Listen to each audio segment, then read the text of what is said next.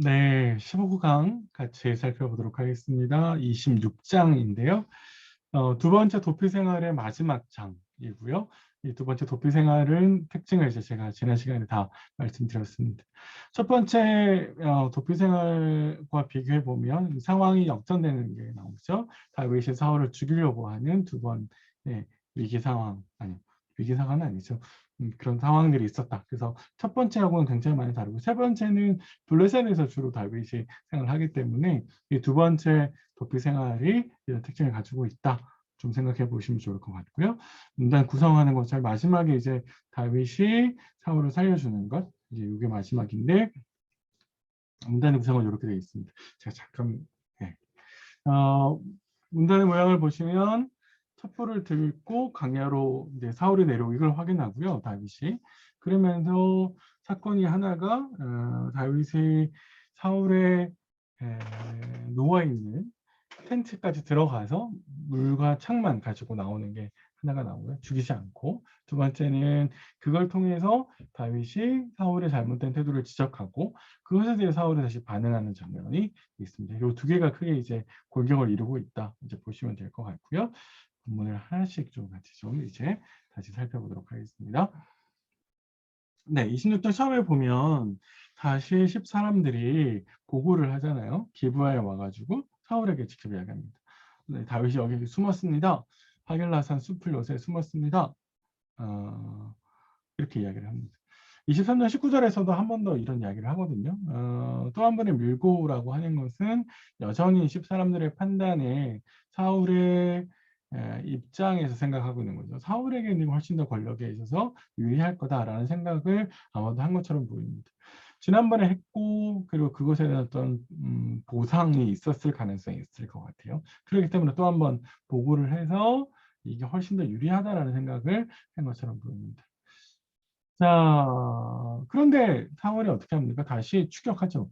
24장에서 보면 자신의 잘못을 인정하고 다윗이 죽일 수 있었지만 죽이지 않았을 때 자신의 잘못을 인정하면서 네가 왕이 될 걸 내가 알고 있어 라고 이야기를 했거든요. 그리고 내 자손들을 좀 후대해줘, 선대해줘, 그렇게 맹세 좀 해줘 라고까지 했는데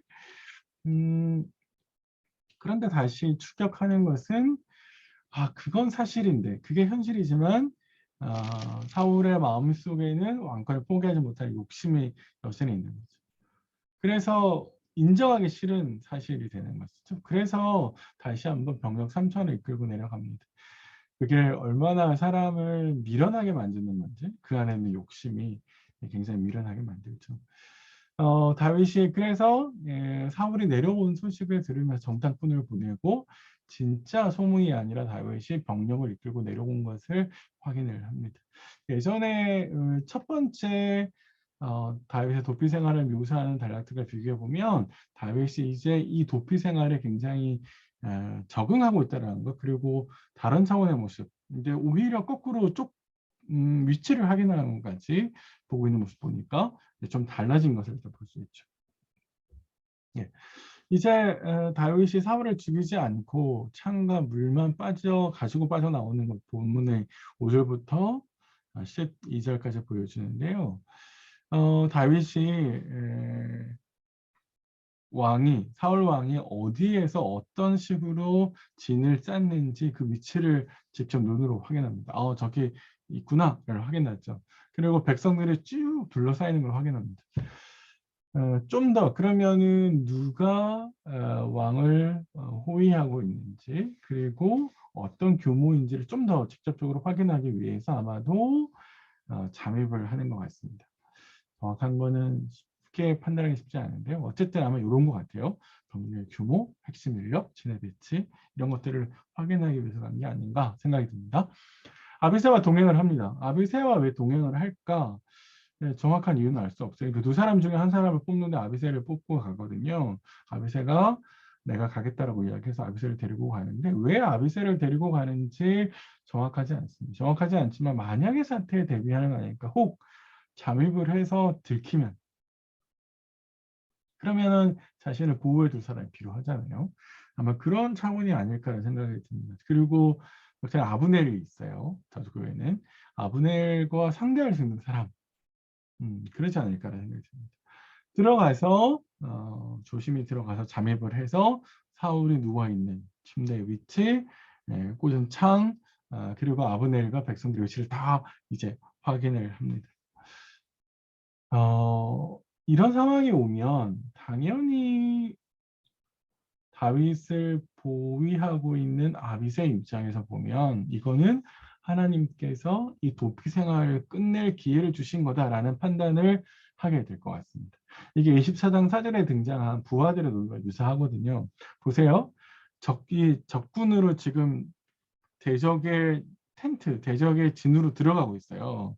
근데 아무도 들키지 않고 들어가 있어요. 막힘없이 적장의 숙소 안으로 들어왔단 말이에요. 이거는 하나님의 인도가 없이는 불가능하죠. 물론 하나님의 인도가 없이는 이렇게 들어올 수 없어요. 그러면은 이렇게까지 들어왔다는 건 하나님이 인도하고 계신다는 거고, 하나님의 인도가 여기까지 들어왔다? 그거는 결국에 하나님께서 어떻게 한다는 거예요? 사울의 머리를 치라고 기회를 주신 거다. 이렇게 밖에 볼 수 없는 것이죠. 그게 아비새가 가지고 있는 이 상황이 이렇게 쫙 상황이 열려갈 때, 이 상황이 열리는 건 하나님께서 당연히 우리에게 이렇게 기회를 준 거 아니냐, 이렇게 판단할 수 있는 충분한 근거가 되는 거죠. 사실 우리도 상황을 보고 판단을 하거든요. 상황이 유리하게 열리면, 네, 이거 하나님이 허락하시는구나, 하나님께서 열어주시는구나, 이렇게 생각하거든요. 그런데 이 상황이 열리는 것이 하나님의 대원칙과 부딪힐 수 있다는 겁니다. 그거 보기 전에 한 가지만 더 보고 갈까요? 아비새가 자신이 죽이게 해달라는 것은요, 두 가지 이유가 있을 것 같아요. 하나는 다윗이 한때 장인이었기 때문에 직접 죽이지 못할 거라는 겁니다. 그리고 지난번에 그렇게 못했죠. 24장에서 그렇게 못했습니다. 아마 그걸 기억하고 있을지 모르고요. 두 번째는 나중에 이제 아비새의 모습을 보면 욕망이 굉장히 가득한 사람이거든요. 아비새가. 그래서 공을 세우기 위해서 이렇게 하고 있지 않을까, 그런 생각을 좀 해볼 수 있을 것 같습니다. 네, 넘어가서요. 아비새가 상황을 열어주시기 때문에 그 상황 때문에 하나님 허락하신 거다, 이렇게 판단을 했는데, 그런 다윗이 이런 것을 딱 합니다. 왜요? 상황이 열린 건 맞지만, 그런데 그 상황에 하나님께서 갖고 계시는 보복은 하나님께서 하신다라는 것. 특별히 기름 부음 받은 자, 사울은 하나님의 기름 부음 받은 자인데, 그러면 하나님이 세우셨잖아요. 하나님이 세우셨기 때문에 폐위하는 것도 하나님이 하시는 거라는 거예요. 이 대원칙에 어긋난다는 겁니다. 아무리 상황이 열린다 한들, 기회가 온다 한들, 그런 조건이 만들어진다 한들, 대원칙, 하나님께서 기름 부음 받은 자는 하나님께서 폐위시킨다라는 생각에 어긋나기 때문에 다윗이 이걸 할 수가 없는 거예요. 그래서 기름 부음 받은 자에게 손을 대는 것은 범죄다, 이렇게 이야기합니다. 아비새는 지금 뭘 하는 거예요? 지름길을 가자는 거죠. 더 도망 다니지 말고 여기서 끝내자. 언제까지 도망 다니겠냐, 라고 이야기를 합니다. 그래서 지름길로 가서 빨리 왕 위에 올라가자라고 이야기를 하는 것이고, 다윗은 하나님의 뜻이 이루어질 때까지, 그때가 올 때까지 기다려야 된다라고 이제 이야기하는 겁니다. 이게 사실 우리의 모습이기도 하고요. 우리의 일상에서 겪는 거잖아요. 때로는 우리는 지름길로 가고 싶죠. 하나님의 고난, 하나님께 주시는 고난, 일상에서 겪는 고통을 덜 이렇게 하고 싶죠. 하지만 때가 있어야 됩니다. 그 때가 기다리는 것이 신앙이고, 그 때를 기다리는 것이 성숙함이거든요. 그런 면에 있어서 다윗이 거절을 딱 하는 것을 우리가 볼 수 있습니다. 그래서 창과 물병만을 가지고 나가자, 이제 이렇게 이야기하는 것이죠. 다윗의 선이 나중에 결국에 내가 당신을 죽일 수 있었지만 그러지 않았습니다라고 하는 것을 증명할 겁니다. 그래서 창과 물병을 가지고 나갔고요. 또 하나 이걸 보여주면서 사실 다윗은 사울의 마음을 끌어내기, 그의 진심을 끌어내기, 진짜 그만하셔야 된다라고 하는 것을 보여주기 위해서 창과 물병만을 가지고 나옵니다. 하나만 좀 생각해 보시죠. 하나님의 뜻으로 우리가 내 욕망을 포장하고 있지 않은지 한번 생각해 보셔야 됩니다. 상황 때문에 하나님의 뜻이다라고 판단할 수 있는데, 그렇지 않죠. 사울에 대한 심판을 다윗은 하나님께 맡겨드립니다. 유리한 상황이 곧 하나님의 뜻이다, 이렇게 판단할 수 없다는 대원칙이 어긋나기 때문에, 그런 면에 있어서 나의 욕심을 하나님의 뜻, 내가 끝내고 싶은 아비새의 욕심을 하나님의 뜻이라고 판단을 했잖아요. 똑같이 우리도 하나님의 뜻을 내 욕망을 포장하기 위해서 사용할 수 있거든요. 우리 24장 할 때도 생각하셨는데 그런 점에서 이거 한번 생각해 보시고요. 또 나아가서 참고 하나님의 때를 기다려야 되는 일은 없을까? 정말 급하게 뭔가 서두르는 일은 없나? 더 참고 참아서 하나님께서 세워주시고 하나님께서 열어주실 때까지 좀 잘 기다려야 될 일은 없나? 그런 점에서 좀 생각해 보시면 좋겠습니다. 네, 두 번째 단락은요. 다윗이 적진에 들어가서 빠져나오고 난 다음에 꽤 거리가 있는 거리에서 있었습니다. 그러면서 부르죠. 13절에 다윗이 건너편으로 가서 멀리 산 꼭대기에 선이 거리가 멀더라 이렇게 이야기합니다. 이게 왜 사울이 그리고 사울의 병력들이 다윗을 추적하지 못하는지를 알려주는 것이라고 보여주는 거고요. 거리가 멀어요? 근데 어떻게 이야기를 해요? 이렇게 생각하시겠지만 밤이잖아요. 한밤에는 너무 잘 들려요. 그죠?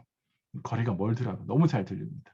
그러니까 충분히 다윗이 하는 이야기를 알아들을 수 있고 사울이 하는 이야기를 알아들을 수 있을 겁니다. 자, 그러면서 처음에 다윗이 무엇부터 지적하냐면 곧바로 사울에게 이야기하지 않고 아브넬에게 지적합니다. 아브넬을 먼저 불러요. 왜냐하면 왕의 호위무사거든요. 그러면 왕을 지켜야 되는 사람인데 왕을 지키지 못했다라고 이야기를 하면서 아브넬에게 책망을 합니다.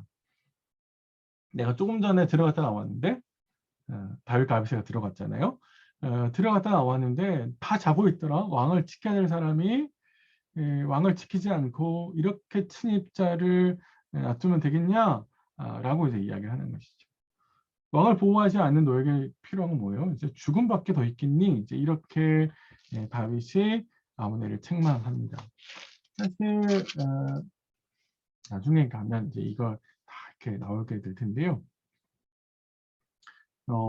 너희 주를 보호하지 아니하였으니 너희는 마땅히 죽을 사인이라. 그쵸. 왕을 지켜야 될 사람이 왕을 지키지 않았으니까 그 책임을 물으면 당연히 죽어야 된다. 그 이야기를 다윗이 16절에서 하고 있는 거고요. 그걸 보여줄 수 있는 게 뭐냐. 내가 들어가서 나왔다. 사실 여기까지 이야기하면 아브넬의 입장에서는 무슨 뚱딴지 같은 소리야? 이렇게 나올 수 있거든요. 그런데 이제 그게 뚱딴지 같은 소리가 아니다라고 하는 것을 창과 물병을 통해서 확인시켜 주는 것이죠. 우리가 여기서 다윗이 굉장히 말에 능한 사람이라고 하는 것을 확인할 수 있는 대목인데요. 아브넬을 통해서 자신을 확인시키잖아요. 사울에게 먼저 사울을 부르지 않거든요. 아브넬을 통해서 아브넬을 통해서 자신을 확인시킵니다. 이거는 극적인 요소, 훨씬 더 사울에게 큰 메시지를 던지려고 하는 효과를 주려고 하는 전략인 것처럼 보입니다. 실제로 그랬을 때 다윗의 뭔가 하는 이야기를 아브넬과의 대화를 통해서 확인해 들어오는 거고 그리고 내가 직접 죽일 수 있었지만 죽이지 않았다라고 하는 것을 확인을 시켜주는 거잖아요. 그건 훨씬 더 큰 효과를 누리기 위한 전략이다라고 생각이 되어집니다. 그러면서 다윗이 이제는 사울에게 이야기하죠. 어두운 밤이어서 다윗이 목소리만을 통해서 사울이 다윗인 것을 확인하면서 이야기합니다. 다윗의 주장은 이제 크게 한 가지예요. 딱 한 가지 주장하는데 난 죄가 없다 이겁니다. 난 죄가 없는데 도대체 왕이 왜 나를 자꾸 쫓아서 나를 죽이려고 하느냐. 내가 죽여야 될 이유가 도대체 뭐냐. 어떤 죄악을 무슨 악을 내가 저질렀냐 이렇게 이야기를 했어요. 그러면서 하는 이야기가 이겁니다. 혹시 만약에 내가 죄를 지어서 여호와가 충동하셨네. 지금 사울 당신이 왕이 계속 나를 쫓아오는데 그렇게 시킨 게 여호와라면 여호와께서 제물을 받으시면 좋겠습니다. 이렇게 이야기하죠. 이 말은 우리 개역개정이 히브리 말에 이렇게 번역을 했어요. 여호와께서 제물을 받으시기를 원합니다. 이 말인데 아마 이거는 내가 기꺼이 제물이 되겠습니다. 이런 뜻이에요. 그럼 뭐요? 나를 죽이라는 뜻이죠. 그럼 내가 죽겠다. 진짜 내가 지은 죄가 있다면 그건 뭐예요? 내가 죄가 없다는 거죠. 거꾸로. 그런데 다윗의 초점은 그 다음에 있어요. 사람들이 충동했다라는 데 있습니다. 만약에 사울 당신에게 충동한 사람들이 있다면 그 사람들의 이야기를 듣고 다윗이 사울을 해야 한다고 하더라. 그런 이야기를 들었고, 그래서 결국에 그 사람들의 말을 들어서 온 거라면 그 사람들의 저주를 받았으면 좋겠다 이렇게 이야기를 합니다. 사실 그 사람들이 왜 충동하겠냐? 결국에 나를 외국으로 쫓아서 유업을 얻지 못하게 할 거 아니냐? 그런 것들 때문에 그런 거 아니냐? 이렇게 이야기를 합니다. 사울의 초점은 뭐겠습니까? 여호와께서 충동했다? 여호와께서 충동하지 않으시죠? 여호와께 충동한 건 결국 제가 했다는 건데 나는 죄가 없다라고 이야기를 했으니 결국 초점은 사람들이라는 거죠. 왜 그런 사람들의 말을 듣고 그 사람들의 말을 들어서 이렇게 따라오냐? 이렇게 이야기를 하고 있는 것이죠. 그거 어리석다. 이렇게 지금 다윗이 사울에게 지적을 하고 있습니다. 결국 난 죄가 없습니다. 정말 날 쫓아오지 마세요. 이렇게 이야기하는 건데 사울이 이 이야기를 인정합니다. 내가 범죄했다. 그러면서 다시는 너를 해하려 하지 않겠다. 이 말은 거꾸로 돌아가면 다윗이 한 이야기, 사람들의 충동을 받아서 나를 쫓아온 것에 대해 인정하는 거거든요. 그렇죠. 이건 아마 다윗 자신도 충분히 사울에게 옆에서 계속해서 충동질하는 사람들이 있을 거라고 하는 것을 충분히 예상했을 것이고 바로 그런 사람들의 말을 들었을 것을 충분히 예상했던 것처럼 보입니다. 자, 두 번째 다윗은 이제 뭘 하냐면 창을 돌려주죠. 이건 인위적으로 내가 당신의 왕으로 찬탈하지 않겠다는 약속입니다. 살려준 것과 마찬가지로 다시 한번 확인시켜 주는 것이죠. 그러면서 사람들은 계속 충동질하지만 나는 당신을 죽이지 않겠다라고 하는 것에 대한 약속입니다. 그러면서 한마디를 덧붙이죠. 뭐라고 덧붙입니까? 23절 이하에 여호와께서 사람에게 그의 공의와 신실을 따라 갚으실 겁니다. 그 사람이 어떻게 행했는지에 따라서 하나님 갚으실 겁니다. 하나님은 행위 보복하시는 분입니다. 이렇게 얘기한 거죠. 오늘 왕을 내 손에 넘기셨는데 나는 그러지 않았다. 죽이지 않았습니다. 이렇게 이야기했어요. 왜냐하면 기름 부음 받은 자를 하나님께서 치기를 원하지 않기 때문에 내가 왕의 생명을 귀하여 여긴 것처럼 이제는 하나님께서 모든 환난에서 나를 구원해 주시면 좋겠습니다. 이거는 사실 다윗이 하나님께 드리는 개인적인 바람, 그런 것일 수 있지만 사실 속내는 이제 그만 나를 쫓아와라 이런 이야기죠. 그만 나를 죽이려고 해라 이런 이야기가 그 속내는 다윗의 속내는 사실 그런 이야기가 될 겁니다. 다윗의 선의에 대해서 사울이 인정을 하죠. 축복을 합니다. 이게 복이 있었으면 좋겠다. 하나님 복이 있었으면 좋겠다. 결국에 네가 큰 일을 할 것이고 승리를 얻을 거다. 이 말은 앞에서 했던 것처럼 네가 결국에 왕이 될 거고 네가 결국에 왕의 보좌에 오르게 될 거다라고 이야기를 합니다. 이렇게 해서 두 사람의 마지막 만남이 끝이 납니다. 각기 길로 갔는데요. 사울은 기부하러 갔고 다윗은 또 다른 피난처로 가고요. 두 사람은 이 이후에 다시 만나지 못합니다. 아마 이제 혹시 있었을지 모르는데 우리 사무엘상의 기록 안에는 이 사람이 다시 만나는 걸 모르고요. 31장에 가면 다윗이 두 사람, 그러니까 사울과 그의 아들 요나단의 죽어서야 소식을 듣게 됩니다. 그때 굉장히 슬피 우는데요. 그때 확인을 하게 됩니다. 두 가지만 생각해 보시죠. 욕심을 부추기는 사람들. 이제 이 지점에 생각해 보실 게 곁에서 충동하는 사람들이 있었잖아요. 그런 말을 들었어요. 근데 그 말에 사울의 욕심을 발동한 거죠. 안 하겠다라고 약속을 했지만 다시 했어요. 그런데 이 욕심이 결국 범죄하게 하는 거죠. 죄를 낳고 사망까지 이렇게 되는 거거든요. 전형적인 사울의 모습이 나옵니다. 야고보서 1장 15절에 나오는 욕심이 잉태한 즉 죄를 낳고 죄가 장성한 즉 사망을 하는 줄. 그런데 문제는 충동질하는 사람들 때문이에요 라고 우리가 하나님 앞에서 말할 수 있을까요? 그렇지 못하죠. 충동질하는 사람의 말을 들은 내 책임이죠. 네. 욕심을 낸 내 책임이라는 거예요. 그래서 죄를 짓기 전에 욕심이 더 부풀어 올라서 죄를 짓도록 만들기 전에 내려놓아야 될 필요가 있습니다. 그런 점에서 내 마음에 또아리를 틀고 있는 욕심이 뭘까? 한번 점검해 보실 필요가 있고요. 이게 욕심인지 아닌지 하나님 앞에서 한번 좀 고민해 보시면 좋겠다. 점검해 보시면 좋겠다는 생각이 들고, 두 번째는 다윗이 계속해서 원칙과 순리대로 가고 있다는 점을 좀 보시고 좋겠습니다. 사울은 창을 던졌지만 다윗은 창을 돌려주죠. 우리 같으면 그럴 수 있을까요? 자신을 죽이려는 사람을 도리어 살려줍니다. 하나님을 신뢰할 수 있기 때문에 그래요. 이게 원칙과 순리대로 자꾸 풀어나가는 거거든요.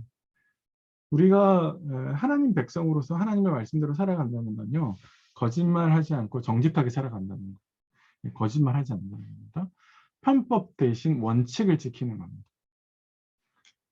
다윗이 기름 부음 받은 자를 칠 수 없다는 하나님이 세우셨기 때문에 하나님께서 폐위시킬 때까지는 기다려야 된다.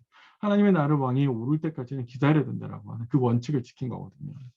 그래서 변칙보다는 순리대로 가야 됩니다. 만약에 쳤다면 어떻게 되겠어요? 정변이 일어나는 거죠. 왕위를 찬탈했다는 이야기를 하게 되게 만들기 때문에 결국에 똑같은 일을 당할 수 있게 되는 거죠.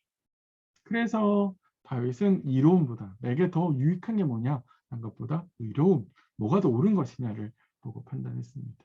우리도 이렇게 했으면 좋겠어요. 거짓말 대신에 정직하시고 편법 대신에 원칙, 변칙보다는 순리, 이로움보다 의로움. 네, 이런 것들을 좀 따지시면서 생각하셨으면 좋겠다. 그런 생각이 듭니다. 네, 또 26장 같이 살폈는데요. 한 번 더 곱씹어 보시면서 같이 좀 삶에 잘 적용하셨으면 좋겠습니다. 네, 27장에서 다시 뵙겠습니다.